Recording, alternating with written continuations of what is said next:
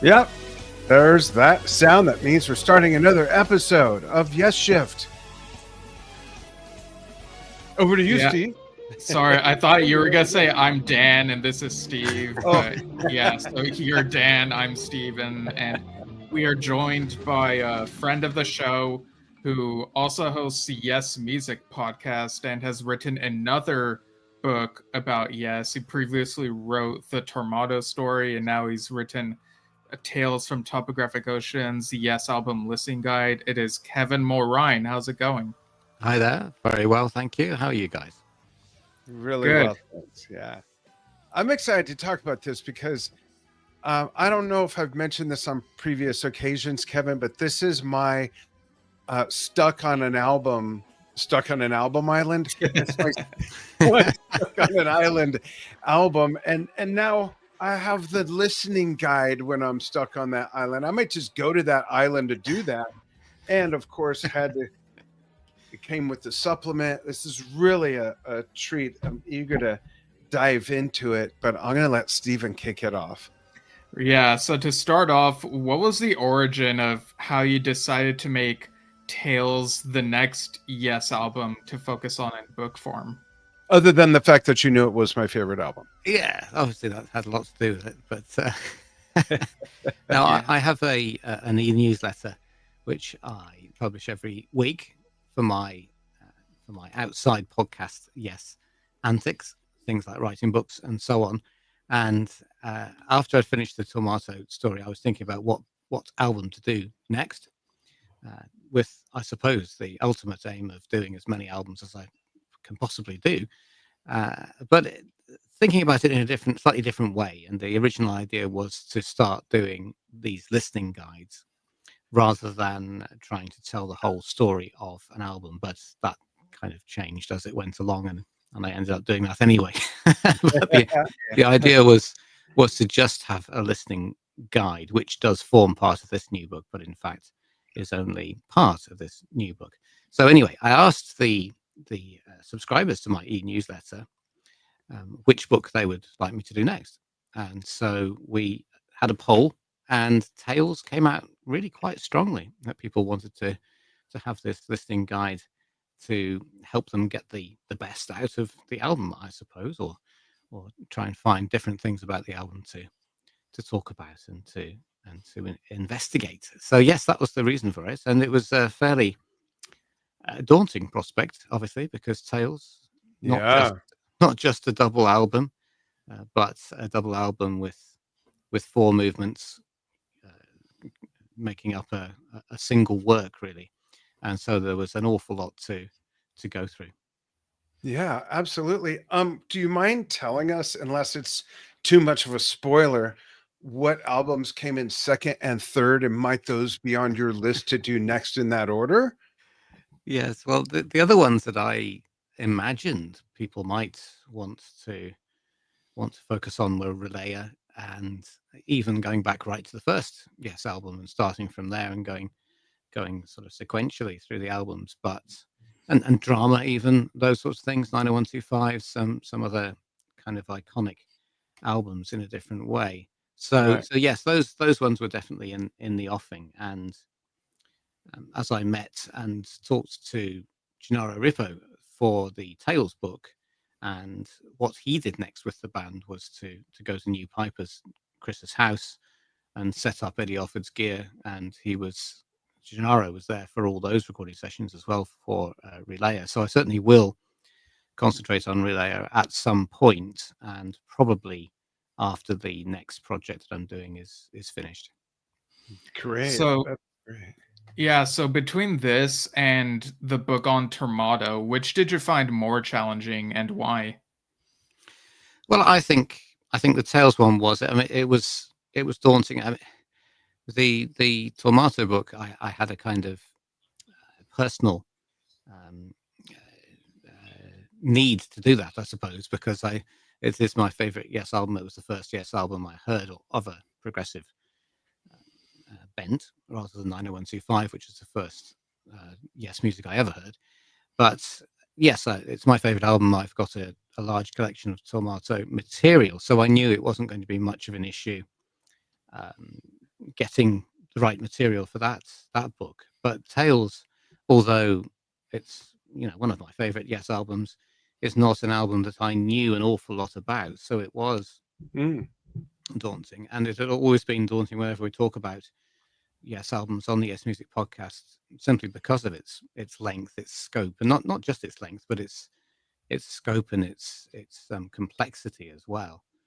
So yes, it was more daunting, and also, of course, with the Tomato Stories, the first book I'd ever written, not just about Yes, but a first book. So I didn't really know what I was letting myself in for.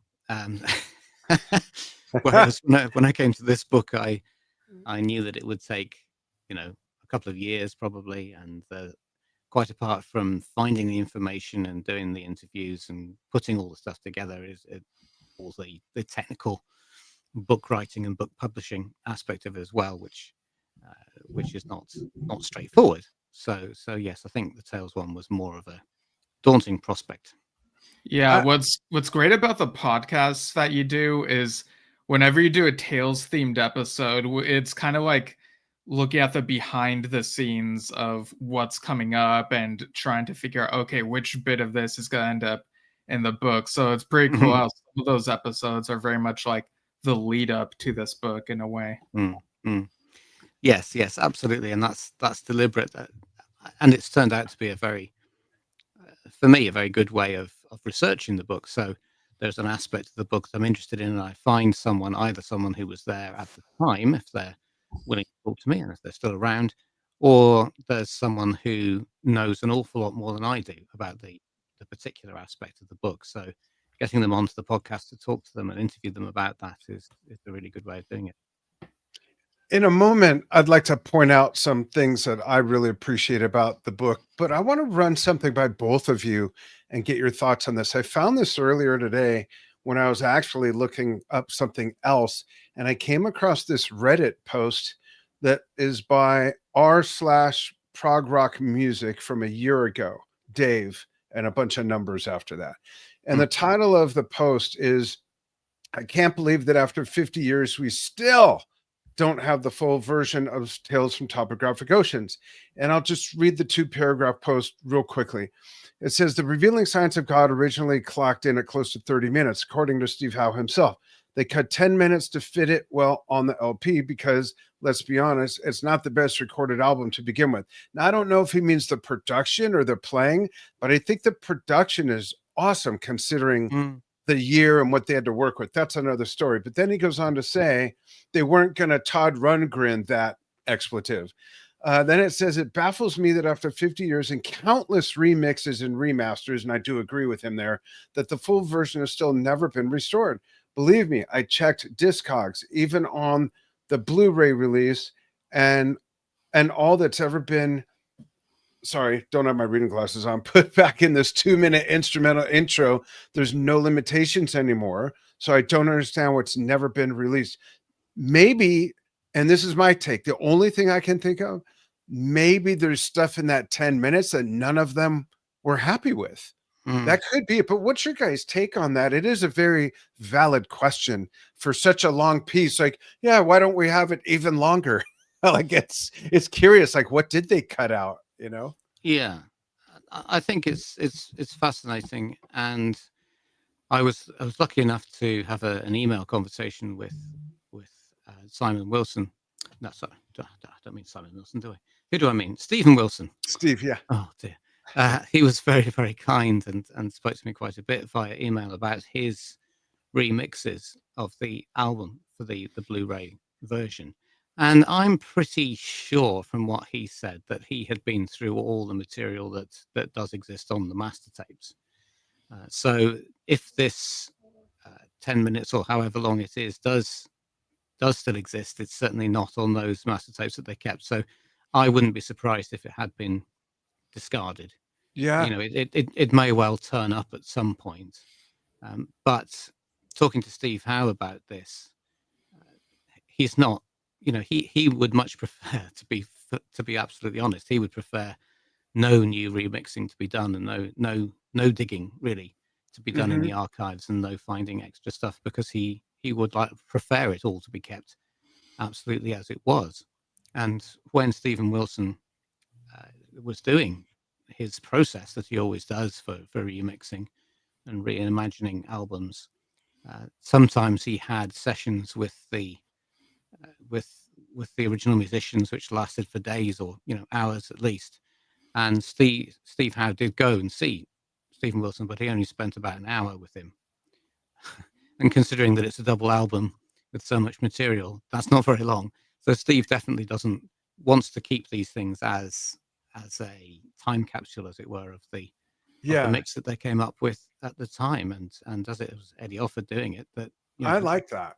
He feels that that's the best way to hear this music now. After having said that, of course, he has recently rearranged the whole thing and concertinaed it into 18 minutes or something. So he's not too precious about it, perhaps. Yeah, Steve, do you have thoughts on that post?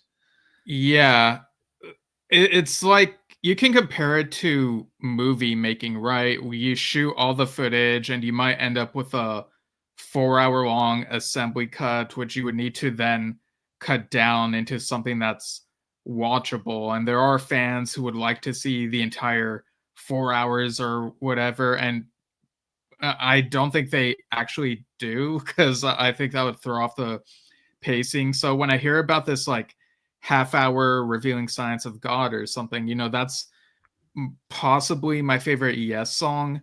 And I do love listening to the studio run-throughs and all those things out of curiosity to see how things evolved. But for all we know, the extra 10 minutes or whatever it is, maybe 8 minutes, now that we have the instrumental intro and whatnot, maybe it's not as compelling. Maybe it's some noodling around. Maybe it halts the momentum. So if we were to listen to a half-hour long version, we'd be sitting here thinking, okay, when are they gonna get to the part that I really love? Like, can you speed this up a bit? Because we know the song as it is so well. So I'm not necessarily too precious about wanting those extra minutes. Like, I'd be curious about them, but I'm not like holding my breath for it, I guess. Yeah, two things on that. One, what if it's those sections that are extended, that, as Rick Wakeman refers to them, as padding, just the long ethereal chords, and what if it's just a bunch of that? And the other thing that Steve mentioned that brought to my mind is when he said listening to like the run-throughs and everything. There's been a few of those, not with Tales as much, but like there's a couple of run-throughs I've heard of Awaken, and it made me think, how did they ever arrive at what ended up on the album? So it's kind of fun to listen to those for that reason. I agree. But it's interesting. It'd be fun to include just those 10 or 8 minutes, as Steve pointed out, on just a separate extras album, like the stuff they did in Paris that came out separately, little things like that. That'd be a neat buried bone to just surface one day and go, whoa, and to not know if it's all one continuous 8 minutes. Let's pretend for a moment, and not 3 2 2/3 minute sections that are scattered, but to take those 8 minutes and go, wow, where would this have gone? Or are we able to tell with how it comes in and how it goes out? That'd be a fun little puzzle to explore, I think. Yeah, and we have a couple comments which I'll show here. So okay, but then the antithesis of that is that if they did that, Kevin wouldn't be done with the book yet. Right. Well, yeah, that's an interesting one, actually. Again, Stephen Wilson, he tried to persuade me not to publish when I did, actually, and because we know we've got the expanded version of the album to come out, so it looks like it's probably going to be next year now. So, and with these things always take longer than they say. So I couldn't really wait any longer, but maybe I'll need to do some kind of a supplement or something. Who can say? That'd be cool. Cool. Steve, what are the comments we've got? Right, so we have the Prague Corner tuning in saying Tales is the greatest achievement in the history of mankind. Absolutely. Above Crackers and the Telephone. No, just below Tormato, you know. Oh, okay, there you go. Absolutely. Peter de Mori says, more noodling and padding. Bring it on. It's all history and perspective. Good point. I'm on board. Good point. Totally good point. That's funny. Yeah, Robert Nasir has 2 comments here.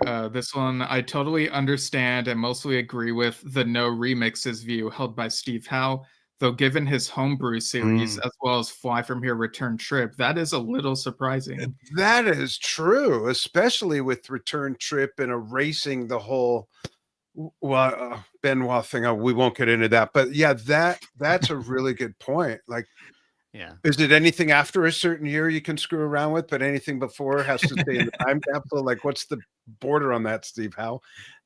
Right. And Robert also says peculiar common denominators. Tales led to Rick Wakeman's first departure from the band, and Tormato his second, along with John Anderson.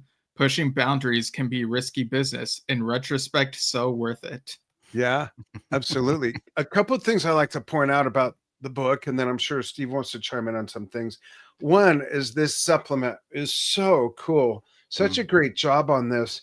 And what it is, folks, I'll sort of flip through it. It's a visual pictorial of elements of everything from what's involved to elements of the album cover to you got a bunch of live shots, you got rehearsals, you got gear breakdowns. I mean, just some really, really cool lunchtime with the band. Yeah. Some really, really great stuff. But one of the other things I saw this, I went, whoa, that must have taken forever.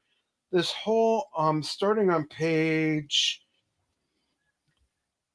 literally the listening guide on, it's like a roadmap on 145, and it goes through. You've got, literally, I'm gonna hold up so people can see, breaking down, different elements of the song with timestamps. But then following that, we get this grid. And I have to go to that island I keep talking about, because that's the only place I have the time and the non-disturbance to like listen and read this and go, oh, that's that part. There's that part. And the one thing I read in here, Kevin, I don't know if I can find it exactly, but I remember it. Yeah. 2 things. One is where you point out that Rick is doing something, I think, on the Hammond or church organ that then resurfaces in the harp part of Awaken. And I was trying to hear that in my head. So I'm going to have to get the album out to listen to that. And then the other one is right here where I flipped to where the guitars are noted, where the relayer section includes unusual sounding fast electric guitar from Howe, which moves in between octaves. So I find it interesting that there are some callbacks or call forwards, if you will, in the music, and we've heard that before, such as in we hear Close to the Edge, and we hear Siberian Khatru for brief fleeting moments in, is it the Remembering or in it's in the Ancient. Yeah. And I loved, like, I'll never forget hearing that for the first time and going, oh, and picking up the needle and putting it back, like, did I just hear what I think I heard? And yeah, you did. So now that you've dug up more things like that, I want to go back and follow the map along, Yes. Really good job on that. Yeah, it's remarkable what does come back and what's referred to. And as with all these great works, there was a plan, that it's not just, it would be nice to think that the idea of Yes and Eddie Alford's in the studio just randomly putting pieces of physical tape together and seeing what happens would, that'd be nice to think that happened. And there was a bit of that happened, particularly actually in Close to the Edge, for example. That happened quite a bit. But I think Steve Howe and John Anderson had much more of a plan of what sections led into other sections with Tales, and they spent many evenings, into the small hours of the morning on tour, putting this whole suite, this whole piece together, and it was quite a lot of that, I think, was deliberate. Yeah, I wonder how much of it was spontaneous versus it just came out and someone said, oh, keep that. I just find that so interesting to get that story if we don't know. Yes, yes. I think there was a bit of both, but you know, again, that there are recollections of those who were there at the time with Chris Squire when he turned up. Of course, he was always late, but when he did turn up, working again through the night, honing every single note of his parts, and I'm sure he came across different parts of the four sides where he could fit in, you know, material he'd used elsewhere, and it fitted beautifully. And you know, they were working on this for 3 months, I think. So you did have time as a band to do quite a lot of plotting out of different sections and how things fit together. So by the end of it, when they came to play it, apart from Rick, who didn't particularly learn the parts for the live concerts, but yeah, I think they knew the music very, very well when they eventually went out live and played it before the record itself came out even. All right, Steve, do you have some favorite parts of the books you'd like to point out? Yeah, I really appreciate how when it comes to the 2016 Steven Wilson remix, you break down what is in, like, what's noticeable in those remixes. Because, you know, speaking for myself, I've listened to the Close to the Edge one that came out recently, and for the life of me, I feel like I just do not have the ear to like figure out what's different about this. I was like, am I just listening to the wrong upload? This is the official channel, so like, what's going on here? And I haven't listened to it. I hate to say this, no disrespect to Steve Wilson, but I kind of have, I'm sort of in the Steve Howe camp where I have no interest. It sounds the way it sounds because that's what they had to work with, and that's how production worked, and that's what the gear was. I kind of, with the exception, I'm sorry, Kevin, of your favorite album, I think the production is just, it sounds like it's in a shoebox, and Alan's drums are just so horrid. But at the same time, the music is so good that all of that is a huge part of what does make it sound like it does. So as much as I personally would love to just remix it myself for fun, I'm not interested in hearing anybody else's. That's so hypocritical, right? Like what's up with me? But I totally see that. Like, I don't want to hear Yes songs remixed. You know, that was recorded with what they had. To me, that's just so important. You know, it's like, let's do that 1969 Le Mans race again, but with newer cars and call it the same thing. What? It doesn't make sense. Yeah, and I tend to agree. Stephen Wilson also, the idea of his remixing, which he's become the master of remixing, and nobody does it quite like him, or has done quite so many iconic albums as Stephen Wilson has done. But his plan was never to remix these classic albums at all. And once he started looking at the master tapes and remastering them, and normally he was brought on board by record companies, by artists themselves, to come up with 3.1 surround sound mixes. Right. That's what he thought he was doing. But at the same time, he did stereo mixes, and the bands and the record companies always wanted those mixes to be released, and that was never the intention. That was never Stephen Wilson's That's intention. interesting. And so and he is, the nice thing about him is that, well, first of all, he's an extremely generous and lovely guy, but also he is genuinely excited by all this music, and genuinely does want to dig into the master tapes and see what else was mixed down and mixed up. And the version he does is certainly not intended to be a definitive new version of an album. He would never ever say that. He would always promote the original version, but what he's doing is digging into it and finding his own different personal version. As you've just said, you might like to have a go at that yourself, and we have the technology now to do that, of course, to go back and split everything up, all the tracks into individual tracks, and do it ourselves. But I just wanted to just mention one last thing about Stephen and how kind he was, because he actually emailed me, first of all, because he'd been given a copy of the Tormato book, because it's one of his favorite albums, and there was this. Yeah, there was this idea going around that the 5 albums that Stephen Wilson did remix of Yes albums, and then he stopped, or he appeared to have stopped, and the received wisdom about that was that he had got to the end of the ones he was interested in remixing, and that's not true. Stephen Wilson very much wanted to go on and remix Going for the One and Tomato. Now, he was told at the time that the master tapes for both of those albums were not available, in inverted commas, not available.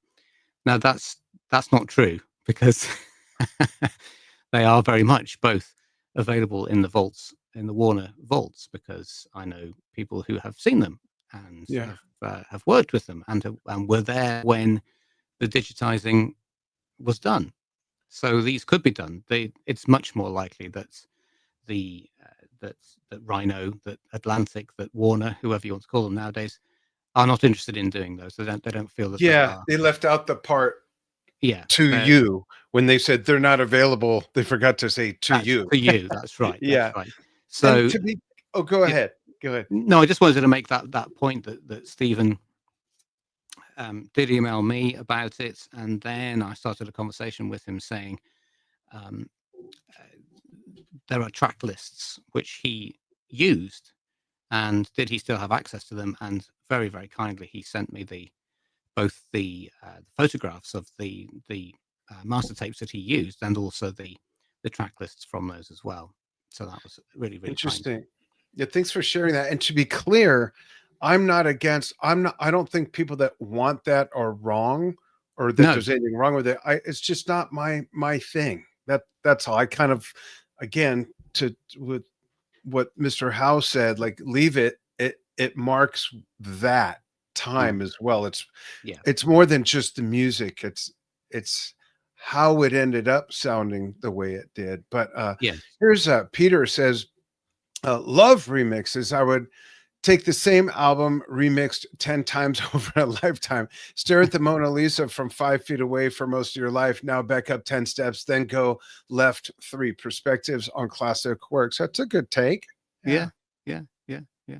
Absolutely. And what we wouldn't have had also, of course, is that original version of All Fighters Past, which was one of the key components which was built into Tales, and that was discovered in the master tapes from the Close to the Edge sessions, and that gives a fascinating insight into what that song would have been, much faster and much brighter, and with lots of guitar soloing and things on it that didn't happen in the end as it was built into Tales. Yeah, was it Close to the Edge, or was it the Fragile sessions? Oh, Fragile. Yes, I think you're right. Yeah. Oh, okay. And I did ask Steve about that. He had absolutely no memory of recording that whatsoever. Right. So, yes, fascinating for him as well. Yeah, another parallel between Tormato and Tales is they both kind of have this geographic landmark element to them. You know, on Tormato, there's Tor with the map included, and on Tales, you have stuff like the Mayan pyramid. What was it like delving into that aspect of this book? Well, I found that all absolutely fascinating, and we've all seen these paintings, these artworks, just behind you there, Dan. Right. So many times. In the book. Yes, and that's the pyramid itself. Yes, that's right. And we've seen them so many times. We know them so well, but have we ever really delved into exactly what they are? And when I found out things like Roger Dean pointing out that this is the only album cover he's ever done where everything on the cover is real, is taken from life. You can go and visit all these places that he puts together, smashed together, as it were, into this wonderful wraparound artwork for the front cover. And yes, the cover of my book has a photograph of that Mayan temple at Chichen Itza, or however you pronounce it, Chichen Itza. I don't know how to pronounce it, but anyway, it's a fascinating place. And yes, Paul Lowe, who did the album cover for me, it's his photograph on the front cover of that. So that was the first thing that got me interested in it. And then once I'd gone down that particular rabbit hole, I couldn't stop myself, and I desperately wanted to know where all these groups of boulders and rocks and things existed. And there are some, and you might think that all these rocks are Stonehenge, but no, they're dotted around Britain, quite a lot of them. And once you find out one thing about that, and the fact that Roger Dean took a lot of these images from a collection of photographs that someone he worked with presented him with at some point, that that leads you somewhere else. And also, I found a blog post by a guy called Scott M. McDaniel. And if you're listening or watching this, Scott, then please do get in touch, because I've never been able to contact him. And it's absolutely fascinating the way he delves into exactly where that temple is on the horizon, which crosses these golden section lines. And whether or not Roger Dean knew he was doing this kind of thing, I don't know. And I don't think Roger can remember, frankly, because it's quite a long time ago. And the guy's in his 80s now, so it's hardly surprising. But yes, you can analyze the pictures and find all sorts of motion lines and things. But then you can also find the particular fish that are swimming as if in air or around the topographic ocean, and you can find out what kind of fish those are. And there are fossils in some of the rocks, and you can find out what those are. And it's in the end, we will never know what Roger had in his mind putting all these elements together, but it's certainly fun to guess. So I very, very much enjoyed doing that. And the fact that our friend Doug Curran found Roger's signature hiding in only one version of the cover. There's a Roger Dean signature on top of one of the rocks, which doesn't appear in any of the versions. And again, Roger Dean has no idea how that got there. It must have been That's interesting. An impression left by a piece of writing he had on the acetate or whatever it was that they were using at the time. So now there's all sorts of fascinating things. And what is it that's hiding behind the rocks in the middle? Yeah. Yeah. And then we get the cat paw prints too. Yeah. Songs. And one of our commenters, all one same, says Chichen Itza as the pronunciation. Right. So thank you very much. There we go. So another thing, for those who may not know, where does Tales rank for you among Yes albums, if you had to place it anywhere? Funny thing about ranking Yes albums is that there are no two Yes albums which are quite the same. And right. You wouldn't say that Relayer is in the same sound world as Tales, or that Tales is really in the same sound world, although there are some links too close to the edge. So that they're all very different, and therefore I find them quite difficult to rank. In terms of, I suppose there are two ways around I think about it. In terms of albums that I like and I love, Tales would be right up in the top 4, 5, if not top 3 for me.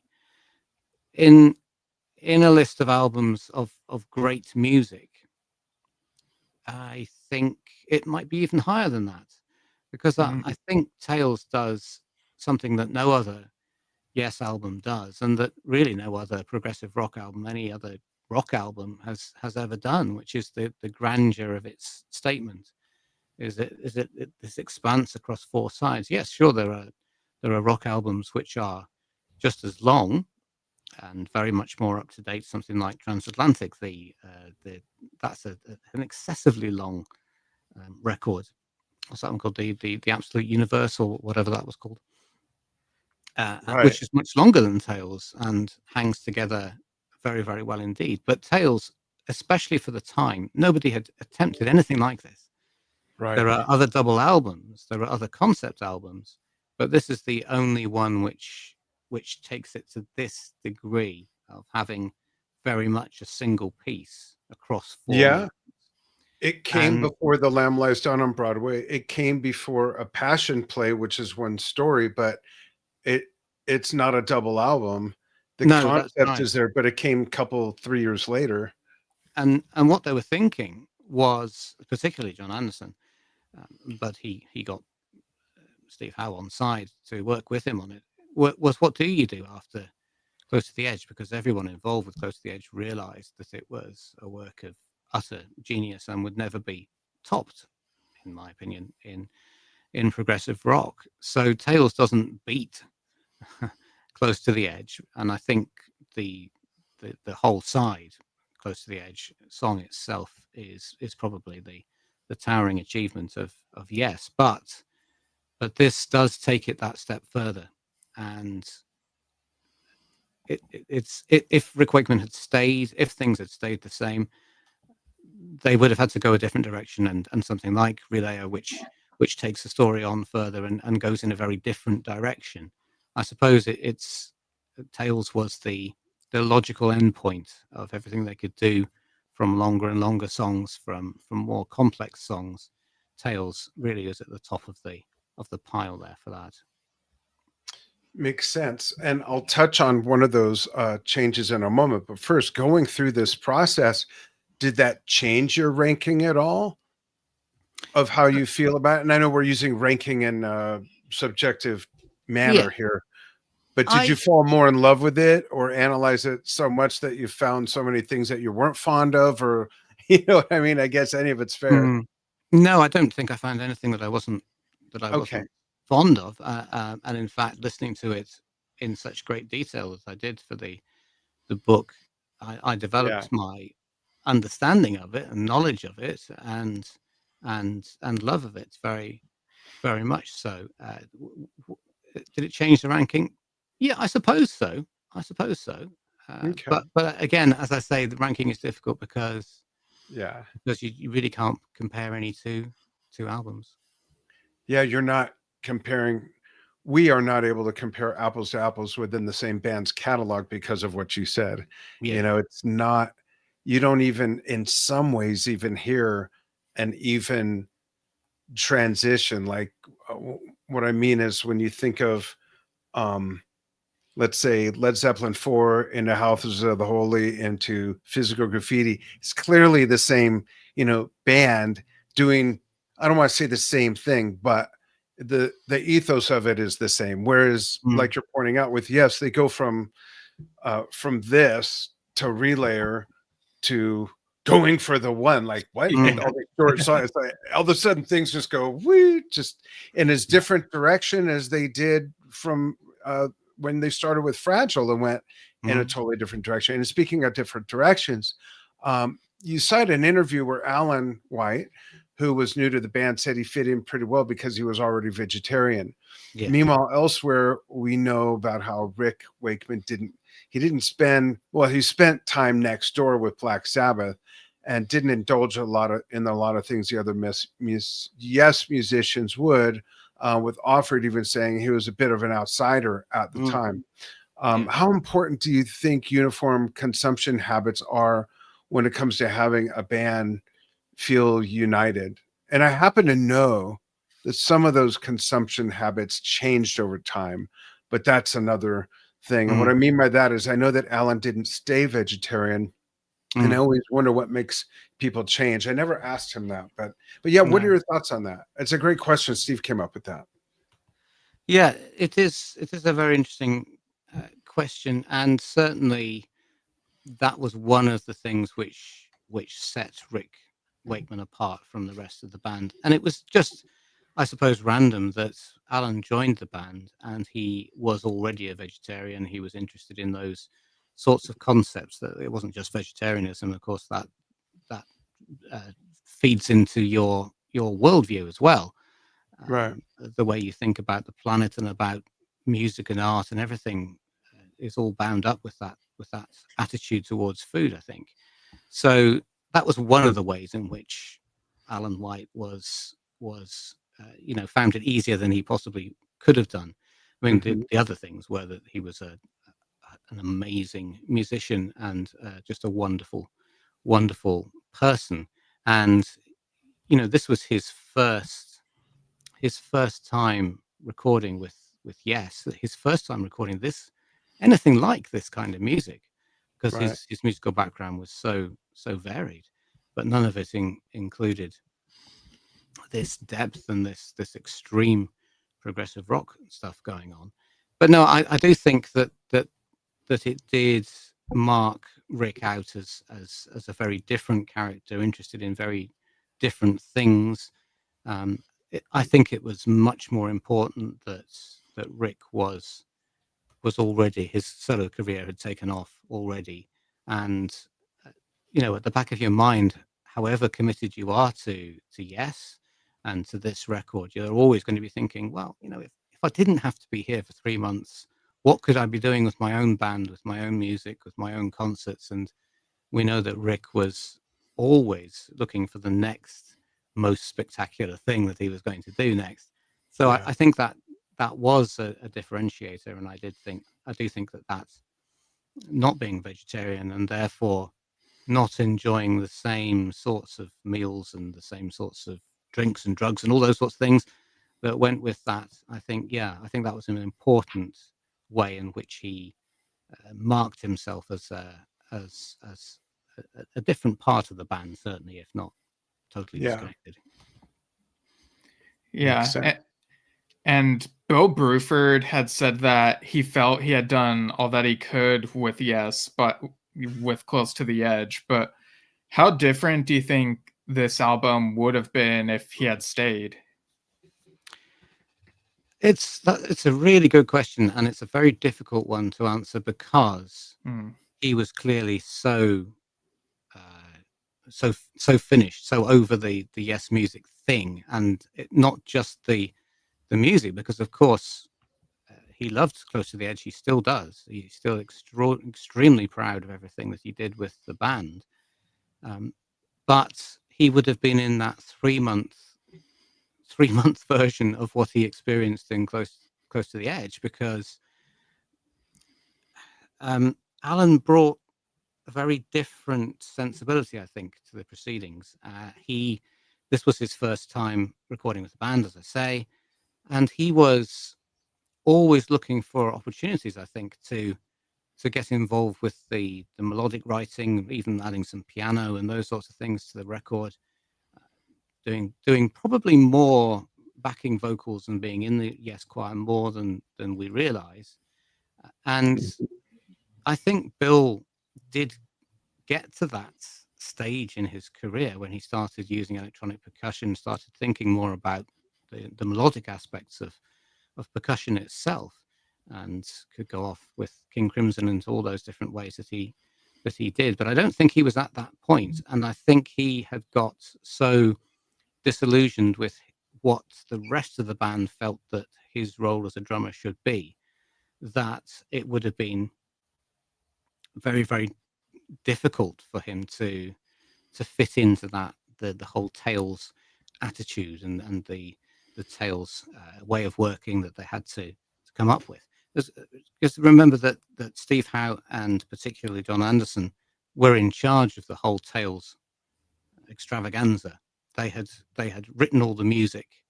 They then had to go to Manticore Studios and teach the music essentially to the rest of the band and convince them that this was a worthwhile endeavor at all. The rest of the band could have turned around and said, "This is ridiculous. We're not doing this. It's far too overblown. Yeah. Let's stop." And I think Bill Bruford in that situation at Manticore, I can't imagine him being happy to continue. So I think if he had started on the Tales project, I don't think he would have got through it. So I think they would have been in an even more difficult situation. He would have, because he didn't want to go out on the road in support of Close to the Edge, because it was just more of the same stuff for him, and he didn't want to do more of the same stuff. He wanted to go off and do something completely new and different, and that's what he's done for the whole of his career, except Yeah, and when he came back into Yes for Union and ABWH. But yes, I think it would have probably crashed horribly if he'd stayed. Yeah, what I think of with that, along with that, is more of the same process that he didn't Yes. enjoy, which was, Didn't enjoy. as he says in Yes Years, the band would deliberate for an hour and a half whether a note should be an F or an F sharp, and the thought of doing that for 2 albums worth, I think he would have lost Yeah. his mind. And like you said, just hit the eject button. Yeah, I think so, and particularly as this was such a long album in every sense. Yeah. Yeah, and we all know that some fans want to understand what the lyrics of Yes songs mean. And here we have the knowledge that the album was inspired by footnotes from Autobiography of a Yogi. But in your opinion, how important is it for fans to look into those footnotes and or decipher the meaning in Yes lyrics in order to enjoy the music? Well, I think my take on John Anderson's Yes lyrics, particularly, not all the lyrics in Tales are down to John Anderson. Some of them are contributed by Steve and probably others as well, but it's mainly Steve and John. And I don't believe, as John and Anderson, I don't think believes that it is essential for listeners to understand what John's intentions were when he was writing the lyrics. He wanted everyone to read into it whatever they wanted, and I think that's still his that's where he's coming from. There is a great piece of analysis in the book from Simon Barrow, and he's much more of a linguist, and he's a poet himself, Simon Barrow, and he very kindly agreed to delve much further than I could possibly do into the lyrics. So if you're interested in reading meaning into the lyrics, I think you can do that, and I think you can do that on your own, and it doesn't have to be what the original intention was, because who knows, and who knows what substances were being used to enhance those lyrics at the time by John Anderson, and whether that had a greater or a lesser effect on what actually came out on the page. And for me, it's the musicality of the lyrics which is important, and the way that they conjure up the cosmic otherworldliness of Yes music, and that contributes a huge amount, I think, to the sound of Yes music and to how it comes over. So I love the sound of the lyrics and the way that they integrate with and sound with the music, but I've never been that worried about reading the meaning into it that John wanted to convey. That's just personal, though. Yeah, Right. interesting. With how we think of the album's music, there's such a disconnect between the idea of the music and the band's practice of trying to make the studio look like a farm, even in the bathroom. For the farm aspect, Steve Howe said that people thought they took themselves too seriously, and his comeback to that was that was us not taking ourselves seriously. But how different do you think the perception would have been if the band would have taken those cardboard cutouts on stage with them on tour? I mean, they're not exactly known as a comedic sort of, No. the way that's been the personality of Rush, but I was just thinking that Rush seems more likely to try that type of thing. Right. Yes. But it's interesting, isn't it? Because I can't think of any other rock musician who is clearly as serious as Steve Howe about the music. Yeah. Otherwise, he wouldn't, he wouldn't be standing up on stage and telling people off in the audience who are using their phones or who are chatting or getting up or whatever. And he has been known to do that. Yeah. Because he's serious about the art of it and serious about the music. I think the antics in the studio, I think it was very light-hearted. I mean, it was all an idea that's because John Anderson wanted to record the album in as natural a situation as possible. He wanted to record at night in a forest with the generators, the power generators sunk into the ground so they couldn't be heard on the recording. He got it all mapped out in his head. He didn't want to be in a studio at all. He wanted to be in nature. Yeah. Actually, I think that might have been quite exciting. But anyway, they didn't get to do that. And so and nobody seems to seems to know exactly where it came from, who had the idea originally. But whoever it was, whether it was Brian Lane or Eddie Offord or who, they did start bringing in cut out cows and bales of straw, Bales of and hay, all this, yeah. and flowers and all this sort of thing. And I think it was fun for about a day, and then all the plants started to die, and it all looked really tired, and people started graffitiing the cutout cows and all this sort of thing. So it must have been a right mess by the end of it. But I think the original idea was just a bit of fun. But in terms of the stage set for Tales, and this is where it really started kicking off with all the stage sets that Roger and Martin Dean put together. It started with Tales, and a lot of the live, what we think of now as a Yes show in those days, was started off Right. on the Tales tour, and it really set the pattern for the extravaganzas for decades up until the present day. And Yeah. so I think Roger was absolutely serious about what he wanted to do with the whole visual aspect of the album and the tour, and he saw everything in the one.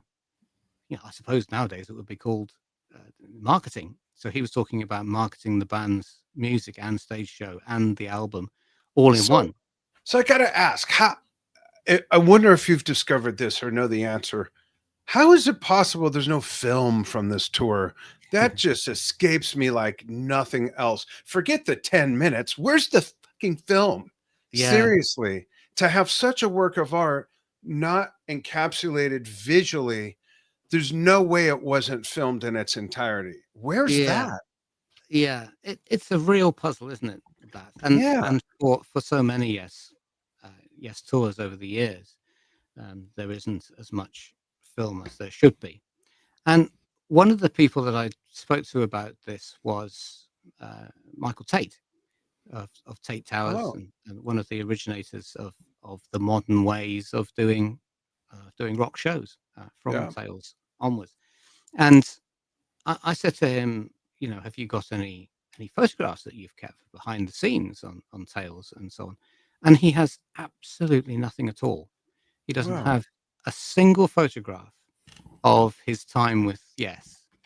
Wow. Was it just And like a regular blue collar work day for him that he never thought it would mean anything to posterity or anything? he never considered that any of it would be worth That's looking so back at. weird. And I think this was the mentality of a lot of the people around the band. They thought it was, ephemeral. They thought that this stuff would never be thought of in the future, and that they would have gone on to something else by 2025. And so very little was kept. Now, Gennaro Rippo was in charge of the tapes at these Yes tours, the Tales tour and the Relaya tour, and he knew that there were three, because he was in charge of setting them up and running one of them. There were three reel-to-reel tape recorders at each audio tape recorders at each Tales gig. Wow. One was for playing in the things like the tape of Close to the Edge, the natural sounds at the beginning of Close to the Edge, and those sorts of effects, which you couldn't do live. And another one was for things like the intro music. But the third one was for recording.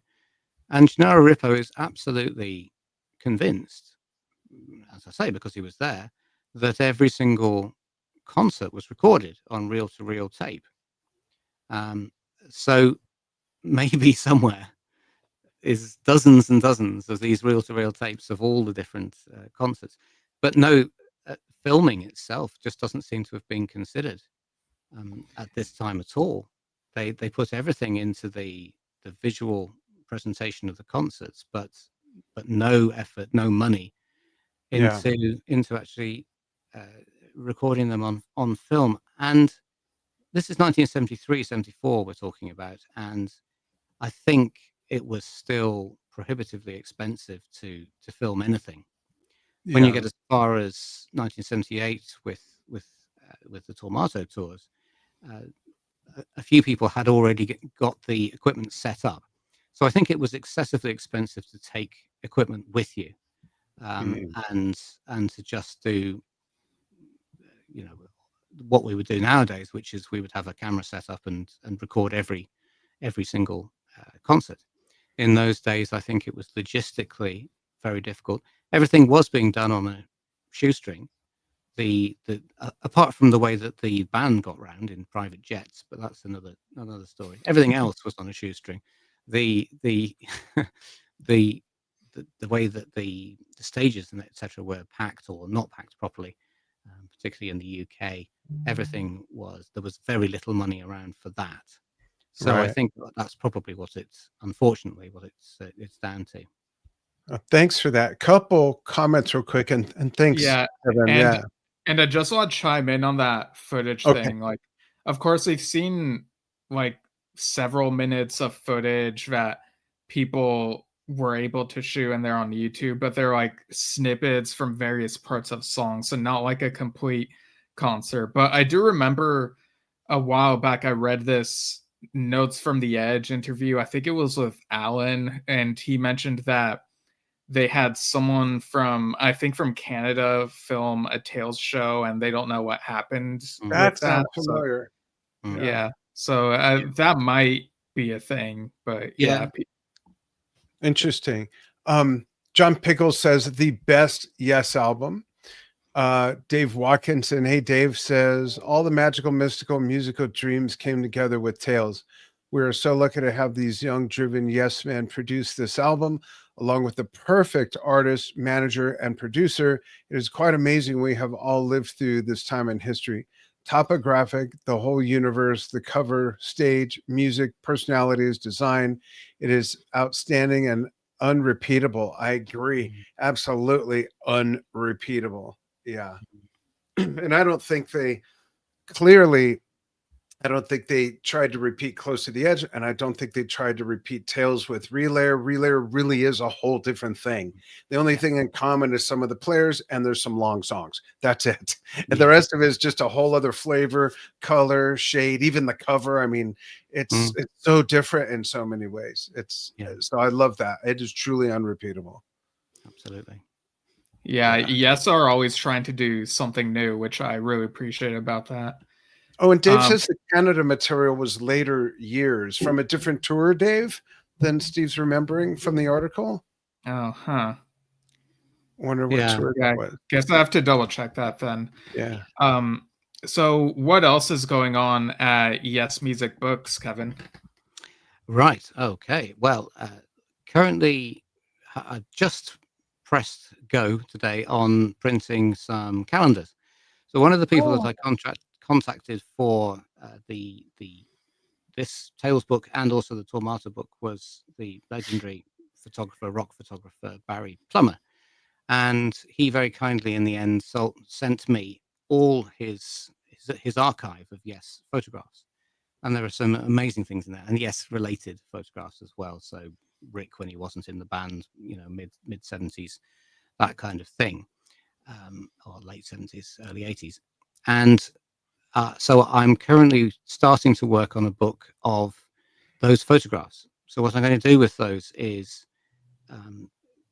find out everything I can in my usual style about these photographs. So we've got photographs of them live playing at the Crystal Palace Bowl, for example. So I want to find out everything I can about those concerts that he took photographs of there. And then we've got photographs of earlier shows, in fact, as well. So back into 71, I think, 70 even, perhaps, a few photographs of his collection there. And going right up to drama, right up to 1980. Oh, okay. Slightly into the 80s. So I'm starting to work on that book. But as a kind of prelude to that, in true Yes form, I've created a 2026 calendar with some of those images from Barry Plummer, the appropriate images. And yes, I'm publishing that at the moment, and that's going to be going on general sale, a very limited number of those quite soon. The people who subscribe to my e-newsletter have already got their copies on order. So yes, that's what I'm doing. And then the Barry Plummer book 2026, and then looking forward I'm going to have to do the Relayer book.